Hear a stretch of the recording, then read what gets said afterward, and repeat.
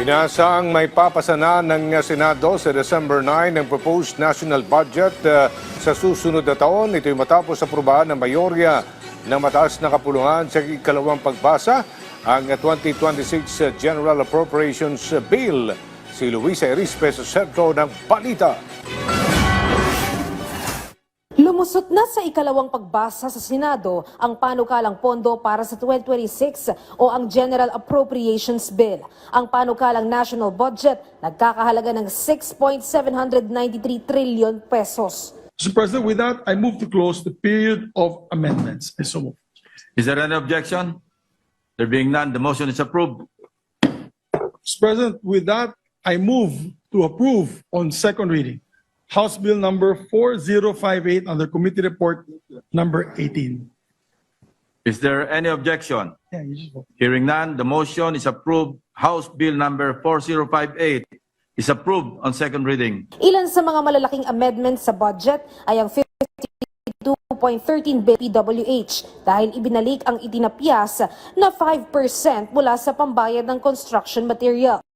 Pero binawasan naman ng 53 billion ang pondo para sa foreign assisted projects. Nadagdagan din ang pondo ng NDRRMC at ng Local Government Assistance Fund para naman sa rehabilitasyon ng mga nasalanta ng bagyo at iba pang kalamidad.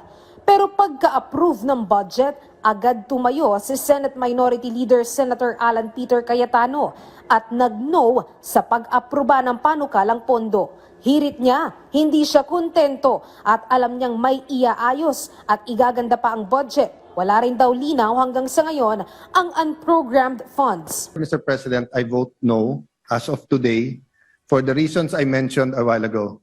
This is such a great opportunity for a game changer budget. It doesn't really promote rural development. The unprogrammed funds are still there. It's a good budget. Don't get me wrong, Mr. President. I'm just saying I think we can come up with something that really changes the game for the Filipino people. Si Senator Joel Villanueva naman, nag-no din sa pagpasa ng budget. Bagamat hindi niya na ipinaliwanag kung bakit, sinuportahan niya ang boto ni Minority Leader Senator Cayetano. Sabi naman ni Senator Sherwin Gatchalian, malinis na ang naipasa nilang budget para sa second reading. Pero meron lang talagang mga hindi na isama na amendments ng ilang senador. May mga letters na pinapadala yung mga senators natin. So pinag-aaralan namin. Tapos yung mga, marami actually galing nung nag-present sila dito.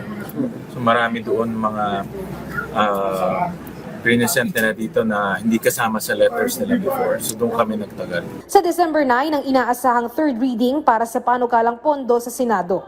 At sa December 11 naman ang target na bicameral conference kung saan ang Kamara at Senado na ang magtatalakay para pag-isahin ng Senate at House version ng panukalang pondo para sa 2026. Luisa Erispe para sa Pambansang TV sa Bagong Pilipinas.